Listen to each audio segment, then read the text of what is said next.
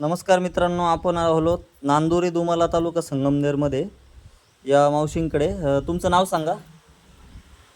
नाव? माझं नाव लीलाबाई आडनाव?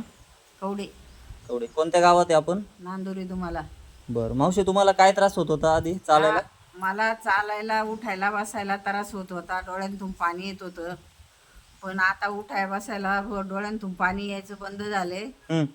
आणि तिकडं जाते मी थोडं चालत मंदिरापर्यंत. आधी किती चालायच्या तुम्ही? आधी गेटपर्यंत जायला मला लई त्रास होत होता. बरं. तर मी बळत बळत माझे पोरं मला बडबड करायचे, तरी पण मी पोरांना म्हणायची का तुम्हाला काय वाटतं, माझ्या फार डोळ्यांतून पाणी येते, हां हां. तुम्हाला कसं वाटतं. हं. पण ते म्हणले चालल्याशिवाय पर्याय नाही. तरी मी पोरांचं काय ऐकत नव्हते. पण मग जसं औषध चालू केलं हं. तेव्हापासून चालते कशी बी. अरे वा. किती दिवस झाले ज्यूस सुरू करून?